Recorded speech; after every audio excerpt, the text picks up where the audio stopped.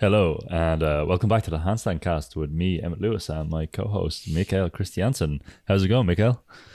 Pretty good. I have a cup of coffee and a really big paper. So Really big. could be worse. It's also kind of sunny outside, so yeah, I can't complain. Yeah, you should see, I don't know, probably put it in the show notes of the thing Mikael is currently folding in his origami.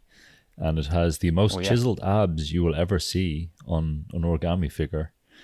So it actually has like this origami model has better abs than the bodybuilder model. There does actually exist a bodybuilder. I can't remember who designed that one. I think the bodybuilder needs to take up. So I think that it's a devil, isn't it? It's a devil is really cool. And it's got the horns, one I'm folding now is a devil. It's the true CrossFit. Yeah, exactly. Inverted CrossFit. That's what it is. Speaking of, It's joke. Don't spit in your sheet. I survived. Cool. So we're going another mini-sode to answer all your questions about all things hand balance and anything else you want to ask. In general, if you want to send us any questions, you can DM them to us on Handstand Factory on Instagram. You can use the contact form on our website, handstandfactory.com. And you can also, if you go to anchor.fm and find us there, you can give us audio questions, and you could also give us audio answers, and we'll try to pair them with questions. But you have to guess. Or like record your audio question on a cassette and like tape it to a brick and throw it in Emmet Lewis's window in Dublin. That also works. Yeah, I would actually play that question. I'll have a tape player. Yeah, definitely. Don't do it. He'll have to pay for the window. I will track you down and beat you though, but I will play your question as well. Cool. So I will do the first question, I think. Yes. So, how and when is strength and technique intertwined in the hand balancing practice? How and when? Every time you go on your hands? Yeah. Done. Next question.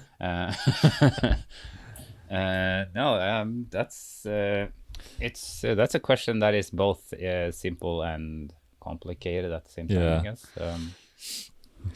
Strength is the most important thing in hand balance when you don't have strength, and then when you have enough strength, it's the least important thing. Oddly enough. Definitely. Yeah. That was actually really well put, Emmett. I'll give you like +5 points for that. But yeah, like it's how to say. I think what I would at least interpret this question as relating to is at what times or like how or how these parameters affect your training. And I like one thing that I like to do, at least when both training for myself and teaching, is to separate a little bit into kind of conditioning based or like conditioning phases and like technical phases, because if you try to improve everything at the same time, you might not be as successful, because like there's only so much recovery that you can muster. Yeah. But just like in terms of like if you are stuck at 10-second handstand and what you want to do is get to 30-second handstand, you are likely going to need a conditioning, hence then a strength focus or like an endurance focus, because like you're not going to gain 20 seconds more handstand just from technique. That is going to come from more of kind of conditioning. While if you can do a pretty decent handstand, but you want to learn how to do a tuck handstand, you might need more of kind of a technical focus for a period of time before you then oscillate basically back and forth between kind of more technical of a focus and more of a kind of a conditioning one. Yeah, I always think it's kind of this idea of like the first kind of thing is you have to be able to train the exercise you want to do. So you need to understand the technical parameters and how best you can do them depending on your current level of flexibility, body control, and all this. Once you understand that, then, you know, we could use our time and attention zones, like going from 0 to 20, 30 seconds. If you can do the move accurately, this is the big caveat on it, is strength. Once we start getting 20 plus seconds, you're getting more into endurance almost. So it's that kind of thing. It's also one of the weird things is like as your strength goes up, if you continue refining your technique, it allows you to be more efficient. And then you use less strength counterintuitively. And then you're just able to apply your strength in a more accurate direction. So you get bigger bigger magnitude of effect for less actual energy expended. It's one of the things that it's one of, I suppose, with the line, say that line in the handstand, we're trying to make our shapes volatile, that they can be corrected. They're not stable. If something is super stable, it's really hard to move. And if it gets moving in one direction, it's really hard to change back in the other direction. Whereas if we make the shape, the line, high center of mass, everything pushed up, everything's volatile. This means I can change direction, perturb the balance with very low amount of energy. And it's very easy to change the direction when you've gone from one way to the other. So there's always this trade-off of like, the better I can get my technique, the better I can apply my strength. At the same time, I need strength to actually exhibit good technique. And this counts, strength for flexibility as well as anything else. So they're kind of intimately intertwined, but you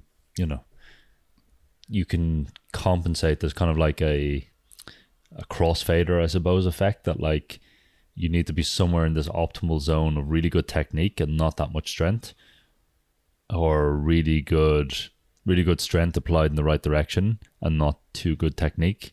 And you can blag things, like you can brute force things. This is the problem, is you can brute force a handstand with bad technique, as we would define it. It's still fine technique, but you can look at all these kind of, not to single out one discipline, but if you look at, say, street workout dudes who are super strong, like some of them are ridiculously strong, they're holding handstands with like essentially no concept of technique, but they are doing it because they're super strong. And it's just like they can maintain either the force in the hands, the force in the shoulders. They can hold basically with bent arms in these kind of bow arm shape. Yeah. And they don't need to worry about their legs. They're all over the place, but they can just do it because they're so strong. So whereas we could look at, the most refined acrobat who, might not be able to do handstand push-ups or might not even be able to do a shoulder press, but could blast out one arm handstands with technique and flexibility. So it's basically like a question that is like the way this question is phrased is perhaps not the most or like it's very up to interpretation why what you mean with like the intertwinement between strength and technique. But like it's essentially, like Emmett just said, it's something that is ongoing and something that requires both, because like if you are basically what you're trying to do is apply your strength in a specific way. That is what this is. I mean, standing on your hands, regardless of technique even, is applying your strength in a specific way, because if you do not push the floor, your face ends up on the floor. Like regardless how you do it, like there will be a level of muscular exertion working to keep your face from the floor.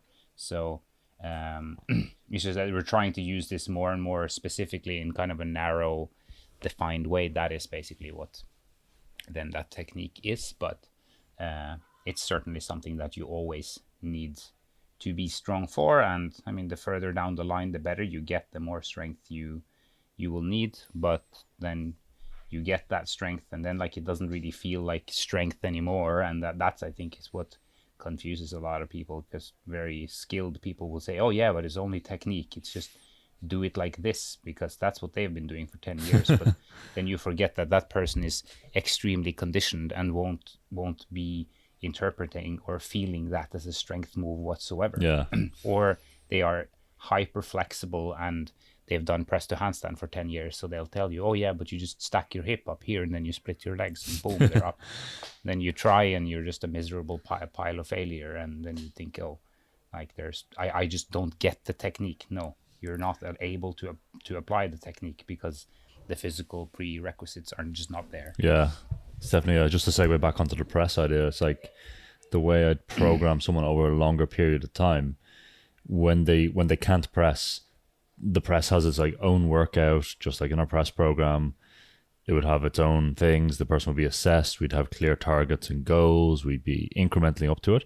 Then once they get to the press, when it's like they can press, then it just becomes something I put on at the end of their hand balance training after they've done all their other training, as a kind of side note. Not to say it's not important, but it's not.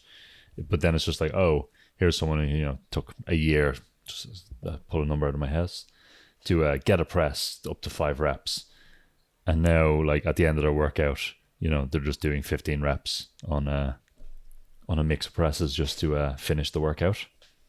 So it's just strength is very important to the point you can do it, and then when you can do it, it's not important. Yeah, or at least less so. Yeah. I think that is a decent sum up of that question. Yeah, cool. So next we have a audio question from Ezra. So me and Mikael are going to listen to it, and then we will get it edited in. So I can't hear it. I need to download some app here to make it work. Oh. Hold on. So Isaac, you know what to do here. There's no way for me to listen to any of this. Oh, actually, this guy has asked me this question. Hi, Ezra. He's asked the question on the forum. He's asked the question to me directly on DM, and he's asked it now as an audio question. So it's a good question. It's about elbow hyperextension, but let me play it now. Hey, Mikael and Emmett. My name's Ezra. I'm from Vermont, East Coast, USA. I've listened to the podcast now for a while and loved it, so thanks for all your hard work. My question is on elbow hyperextension. I know your recent episode touched on it just briefly, the anatomy and quirks episode, and I'm wondering if you could go a bit more in detail on any methods you would either recommend or try out in the way of increasing elbow extension, and in particular into that hyperextension zone. My own elbows don't go much past 180, if that, and it's something I've struggled with for some time, so I'd love to hear your feedback on it. Thank you. Cool. So Ezra's question is asking about hyperextension. So I think it's more aimed towards me and how to develop it. First off, what do we think? Do you need hyperextension in the elbow to hold a one-arm handstand? Nope. Not at all. Not at all. So first off, that he's saying his elbows, they go to 180 or just that. It's perfectly sufficient. There's one of these things we've been talking about a lot between ourselves. That thing of bicep to ear in the one-arm handstand is also a side effect of someone having hyperextension. It just means your hand ends up over. For myself, who's developed this kind of hyperextension, we should probably put a picture of my hyperextension up somewhere so you can see, as someone who has not a hyperextendable bone in his body, not even a bone joint anywhere else, and actually work this just to see what you can develop. I think it's actually one of these things that would be better to make it a bit of a video and show some techniques on. So we'll get something made when we can make some filming, and we'll put it up on Handstand Factory. But just to get you started, first things first. So I'm just going to recommend my good friend Kit Lachlan. If you go onto his YouTube, he has a couple of stretches. One of them's titled RSI, repetitive strain injury for the brachialis or something like that. But it's also an elbow extension stretch. He has another stretch just stretching brachialis as well. So there's a couple of partner stretches. So, we're in the Rona, so you got to wear your masks and you got to stay 2 meters away from people when your partner stretching them. But these are very good ones because I've seen the effects on a lot of people that you can just get full extension or hyperextension from these. And they're very low impact. You do them once or twice a week and then it kind of works and develops in tandem.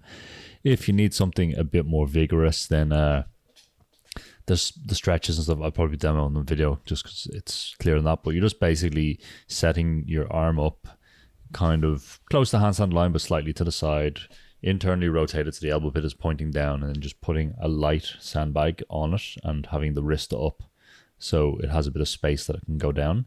At the same time, you want to be working very hard in a very simple manner your elbow extension.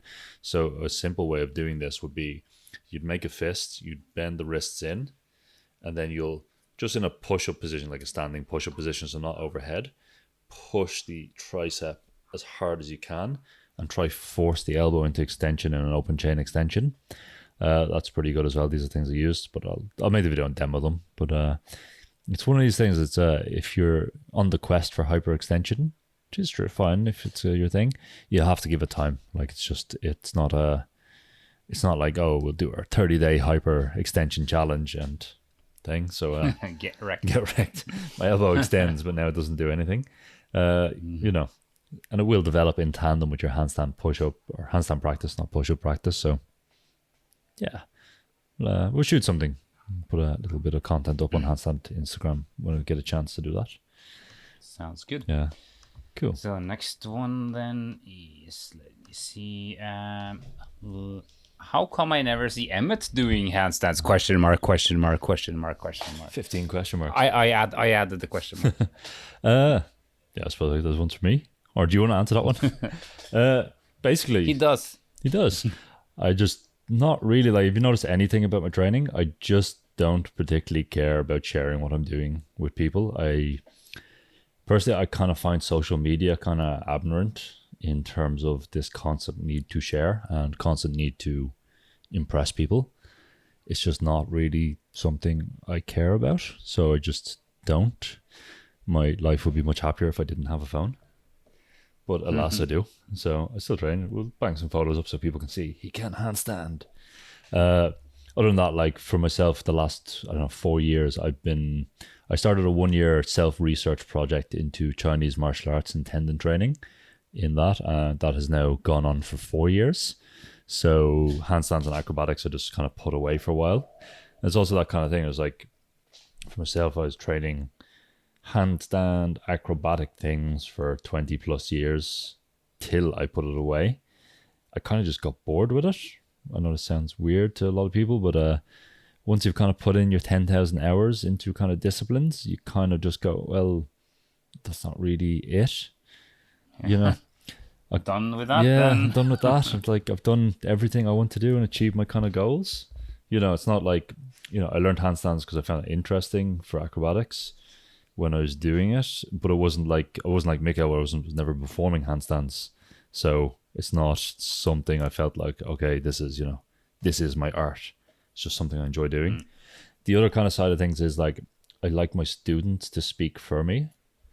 And for me, I find coaching just incredibly interesting because I spent so long coaching myself. Like the reason I have such a big knowledge is just trying to get better myself and look at what training practice is and questioning it. And I found out, like, for myself, it's like, okay, I know how to get strong, I know how to get this, I know how to get that. But once you get someone else's body, which is completely new to you, and their mindset, their environment, all these kind of factors go into training, you've got an interesting puzzle to solve. So I prefer just my online presence just be more around my students. I get a huge amount of inspiration from them. I get a huge amount of like interest, and development. It's always this kind of idea of like, I don't know, the next kind of, who is it? Thich Nhat Hanh, the next Buddha will be the Sangha, which means instead of just having a solo person and having like a mentor, you'll have a group and a collective of thing. And this is what I find interesting. So I like, showcasing my students or letting people find them and go like, okay, we've worked together, we've overcome this.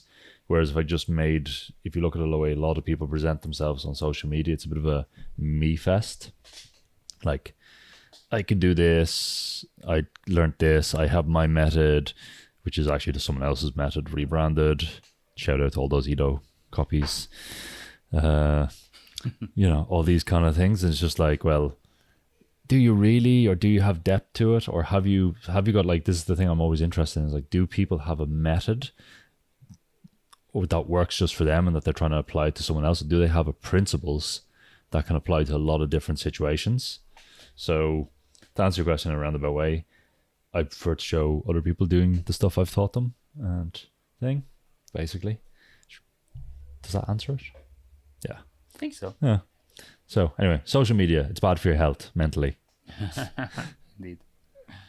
Cool. So next one, a long one. I'm training a combo of the keep pushing and press programs. I'm now feeling a lot stronger in the press work and more flexible, even though I can't press up yet. The side effect I'm seeing is in the consistency in my general handstand work and kick-ups. The consistency is going down. After training with Mikael last year, I had a similar issue as I got strong. I suspect this may be the same issue due to flexibility changing my center of gravity and me not controlling the extra strength yet. But that is just a theory, and it would be good to get an opinion. So, side effect of your general handstand work going down. To me, that sounds more like you are doing a combination of keep pushing and press, which sounds like you're doing a lot of work. Yeah. And then you're expecting to see high degrees of consistency when you're doing an enormous amount of work, which means that you're training more often in a fatigued state. which means that you are likely to see like larger variance in your consistency. So, I mean, this is just like the very brief thing that I see from what you say here, and like from the training cycle we did and so on. It's like the kind of idea of that, like flexibility or strength not being controlled or changing center of mass. I don't really think that's the case. I think it is very much more of simple things than that. And I think this is one of the fallacies of hand balancing training and trainers, myself included. This about like having to train all the time, and it like it's basically this idea that I've talked about before, called the fatigue loop. And people can deal with different levels of physical training, but you need to be able to recover. And like not saying that you aren't, but I think this is like a more common issue than thought, because it's just this general idea that, okay, I must train 6 days a week, or I'm not really doing anything, and then you get really stressed, and then you try to kind of like do more and more, and like, oh, I felt really bad this week, I couldn't do much, it means I must do more next week. And I think these kind of spirals can lead into, like, because they start feeding themselves. Okay, I'm really tired and I couldn't manage, which makes me annoyed, which makes me really want to do it, so I'm going to really try tomorrow. But you're still tired from the day before and the day before, but you're still going to go and do it, and so on and so on and so on. Yeah. And believe me, I've done that for many years, and it's really 10 not years very in a row, helpful. you might say. Yeah, exactly. So it's like it's really important to make sure that like it's like for a lot of people, especially with hand balancers who are a bunch of obsessed people, where it's like you get this sensation that you need to prove to yourself that you can do the thing, and if you can't do the thing, you go, oh, suffer. And then that is not leading you anywhere either, because like take a few days off, take a deload week. Like if you encounter these things frequently, try something else, then only keep on smashing. That is basically what I'm trying to say. Yeah, I kind of would agree with that one. It's kind of one of those things that's like, it's also the precision. We've got to remember, like, building up hand strength and finger strength in particular, particularly if you're learning new balances and other stuff and you're quite inefficient, particularly when you're pressing as well. A lot of people put a lot of pressure on the front of their fingertips when they're pressing while their mechanic is inefficient. And this kind of will just go slowly. It just accumulates the fatigue. And then you can't, when you're fatigued, the first thing that goes is precision. Precision goes. So if you're trying to go like, oh, my handstand and consistency is gone, is your precision gone? Probably is. And probably fingers are tired, would be my take on it. Yeah, and like also the fact that like you're doing press work, which is tough and requires like press work in the beginning is like we just spoke about in the previous questions. It's kind of maximal strength in the start. So yeah. So to just take like a dumb gym metaphor, if you go in and you're doing quite maximal bench press work, and you're gonna come in and you're gonna do some push-up style training, a few days later you will likely have residue fatigue. And from your like same thing here, like you've done press work which fries your upper back, and then you come in and you're going to do balancing practice, but your upper back is still fried from that. It's not necessarily going to make things easier. Yeah, that's basically it. Eat more and sleep more is indeed. Question 5. I had